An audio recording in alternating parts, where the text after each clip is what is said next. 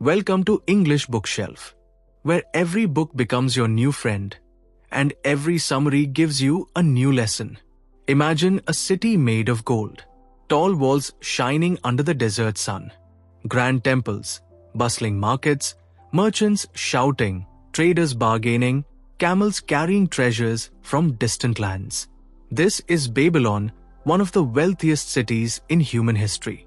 But behind all this glory, there is a deeper story.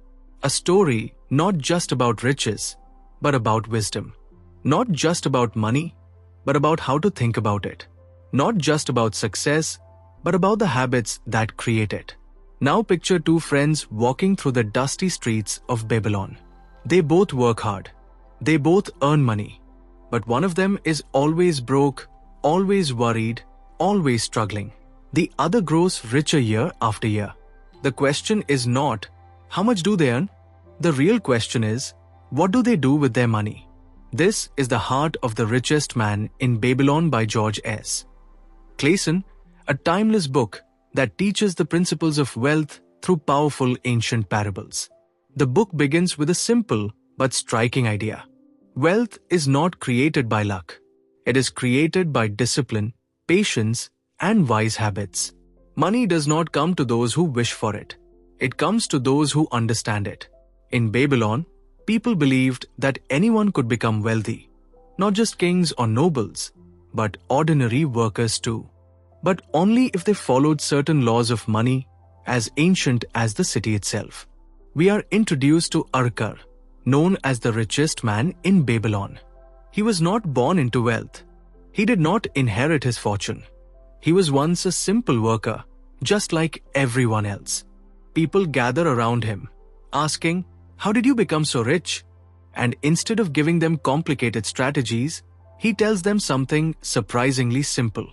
He says that the first rule of wealth is this: pay yourself first. Before you pay rent, before you buy food, before you spend on pleasure, set aside at least 1/10 of what you earn. That money belongs to you, not to others. That is the seed of your future wealth. Most people work hard but remain poor because they spend everything they earn. Their money flows out as fast as it comes in. They never give it a chance to grow.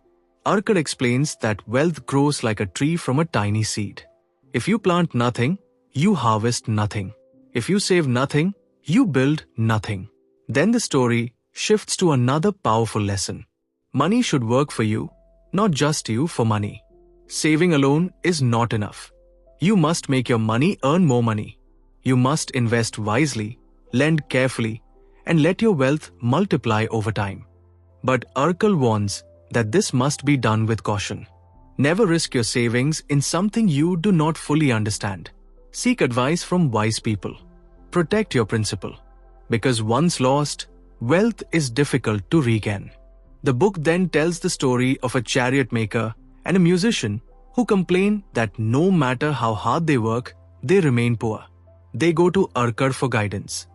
He tells them that their problem is not their income, it is their habits. They spend everything they make without planning, without saving, without thinking about the future.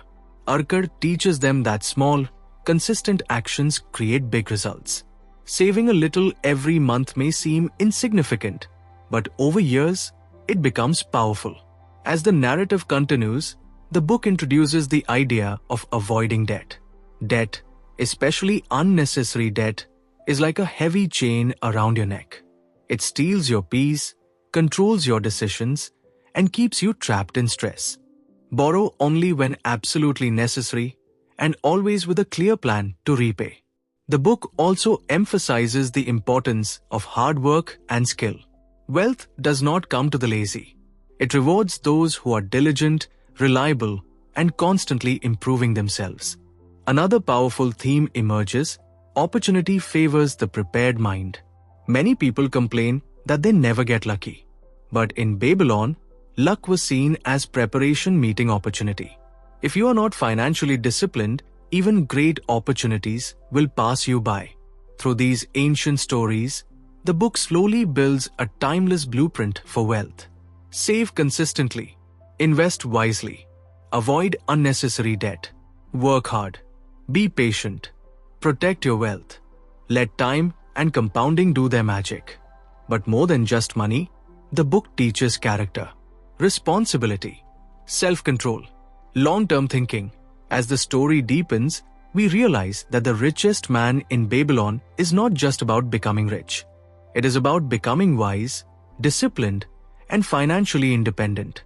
And as your audience listens, they begin to understand that wealth is not a mystery. It is a mindset, a habit, and a way of living. This is where the journey truly begins. As the lessons of Babylon unfold, the book takes us deeper into the mind of Urkel, the richest man in the city, and into the minds of those who wish to be like him. People of Babylon are not just fascinated by his wealth, they are curious about his thinking. They want to know how a man who once had nothing now owns vast lands, gold, and influence. They want to understand the secrets behind his success. Urkel does not speak like a magician revealing hidden tricks. He speaks like a wise teacher sharing timeless truth. He tells them that wealth is not built in a day, but brick by brick, decision by decision, habit by habit. He explains that money is like a loyal servant. If you treat it well, it will serve you faithfully. But if you waste it, neglect it, or gamble with it, it will disappear. One of the most powerful stories in the book is about a man who desperately wants to become rich, but is trapped in debt and bad habits. He goes to a lender to borrow money, but instead of receiving coins, he receives wisdom. The lender tells him that debt is not just a financial burden, it is a mental one. It weighs down your spirit. It makes you anxious. It controls your sleep, your thoughts, and your future. The man learns that escaping debt requires discipline, planning, and sacrifice. He must stop spending on unnecessary pleasures, repay his creditors slowly but steadily, and rebuild his financial foundation. Through this story, the book teaches a crucial lesson. Financial freedom begins with responsibility. You must take control of your spending before you can take control of your wealth. Then the narrative shifts to another fascinating parable, the story of a man who wants to double his money quickly. He is impatient. He wants fast results. He sees others making risky investments and becomes greedy. He ignores Urkel's warning to invest only in what he understands. He lent his savings to a stranger promising huge returns. And as expected, he loses everything. This story reinforces one of the book's core messages. Wealth grows safely, not quickly. Greed destroys fortune. Patience builds it.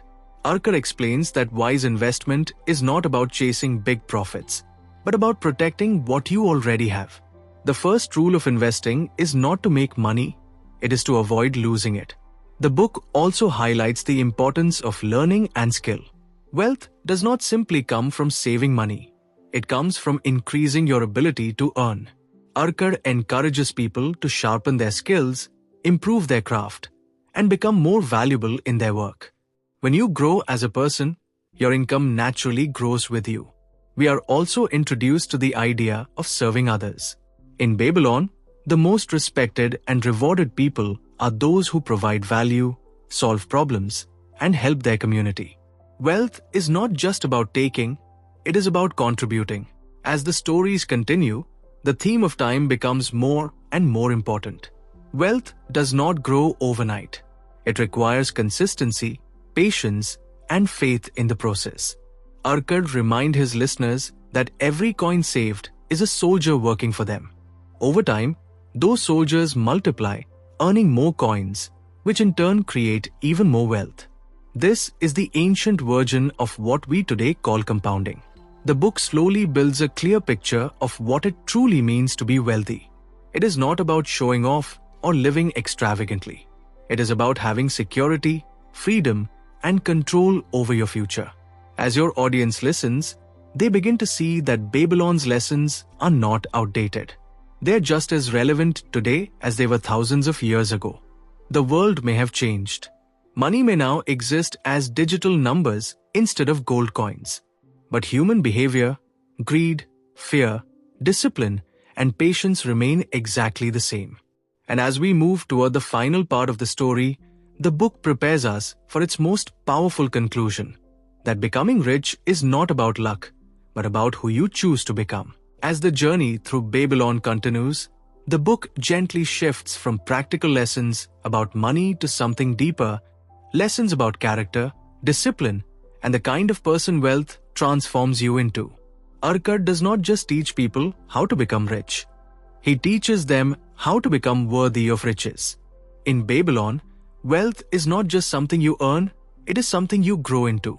The people around him begin to realize that money is not merely a reward for work, but a reflection of mindset. The way you think determines the way you handle wealth. The way you handle wealth determines whether you keep it or lose it. One of the most powerful stories in this part of the book is about a man who once lived comfortably but fell into poverty. He once had gold, land, and respect, but lost everything through poor decisions and careless spending. Ashamed and broken, he goes to Arcot for help. He does not ask for money. He asks for guidance. And this is where the lesson becomes deeply emotional. Arcot tells him that losing money does not make him a failure. What matters is whether he has lost his spirit. Wealth can be rebuilt, but only if a man still has discipline, determination, and humility. The man learns that the path back to wealth is not quick or glamorous. It requires patience, sacrifice, and steady effort. He must live below his means, repay his debts, and rebuild trust through honest work. Through this story, the book teaches a timeless truth. Your past mistakes do not define your future, but your present habits do. The narrative then returns to the broader wisdom of Babylon. Arcot explains that opportunity is everywhere, but only those who are prepared can seize it. Many people complain that life has not been fair to them, but they have never truly prepared themselves to receive success. In Babylon, preparation means saving before you need money, learning before you need skills, and planning before you face crisis. Wealth favors the ready, not the lucky. The book also highlights the importance of consistency. Small, repeated actions create big results over time. Saving one coin today may feel meaningless, but doing it every month for years builds a fortune. Arcot reminds his listeners that wealth is not a sprint, but a lifelong journey.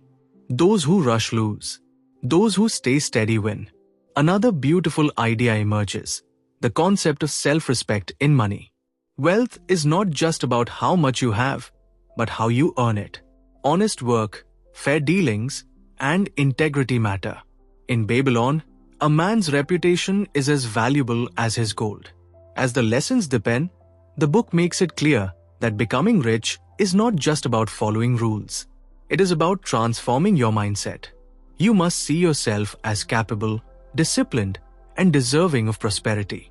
Fear must be replaced with confidence. Laziness must be replaced with effort. Impulsiveness must be replaced with patience. By now, your audience begins to feel that this book is not just teaching them how to manage money, it is teaching them how to live with purpose, responsibility, and vision. The city of Babylon is no longer just a historical setting. It becomes a mirror reflecting our modern lives. We may not carry gold coins, but we carry the same fears, desires, and choices. And as the story moves toward its final stage, the book prepares us for its ultimate message, that true wealth is not just measured in money, but in freedom, security, and peace of mind. Now, as the story of Babylon reaches its quiet but powerful conclusion, the lessons of Arcot settle deep into the minds of those who have listened. The noise of the marketplace fades, the dust of the desert seems to soften, and what remains is clarity. The people of Babylon slowly begin to understand that becoming rich was never a secret reserved for the lucky or the powerful. It was always available to anyone willing to follow simple, timeless principles with patience and discipline. Arcot stands before them not as a boastful wealthy man, but as a calm, wise teacher who has mastered himself before mastering his money. His wealth does not make him arrogant, it makes him humble. His success does not make him careless, it makes him responsible. He reminds them one last time that wealth is built on foundation, not fantasy. Saving is the foundation. Wise investment is the structure. Patience is the strength. Discipline is the protection. And character is the soul of true prosperity. The book gently brings us back to its most important idea, that money, when handled wisely, becomes a servant that works tirelessly for you. But when handled foolishly, it becomes a master that controls your life. We see the transformation of the people who once complained about their poverty. They no longer see themselves as victims of fate. They see themselves as creators of their future. They understand that every coin saved, every wise decision made, and every disciplined habit practiced is a step toward freedom. The ancient streets of Babylon slowly become a reflection of our modern world. The gold coins may have turned into bank accounts, digital numbers, and investments, but the rules of wealth remain unchanged. Work hard, save first, invest wisely, avoid reckless risk, stay patient, keep learning, live below your means, and above all, respect money instead of worshipping it. As the final lesson unfolds, the book leaves us with a quiet realization: true wealth is not just about how much money you have, but how secure, free, and peaceful you feel. A wealthy person is not the one who spends the most, but the one who worries the least. Not the one who impresses others, but the one who sleeps peacefully at night. Not the one who chases fortune, but the one who builds it steadily over time. The richest man in Babylon does not just teach financial principles. It teaches a way of life, a life of responsibility, discipline, patience, and wisdom. As your audience listens to this story, they should walk away with a powerful shift in perspective. Wealth is not a miracle. It is a choice. It is not luck. It is habit. It is not a destination. It is a journey. And in that moment, they realized that Babylon was never just an ancient city of gold. It was a classroom of timeless wisdom still speaking to us today. The music slowly fades. The desert wind whispers. And the final message remains clear. If you want to be rich, start by paying yourself first. Let your money work for you. Protect your wealth. Improve your skills. Stay patient. Stay disciplined. And most importantly, stay wise. Because in the end, the richest person is not the one who owns the most. It is the one who has mastered themselves. And that is the true legacy of the richest man in Babylon. If this video inspired you, subscribe to English Bookshelf for more stories, more learning, and more inspiration.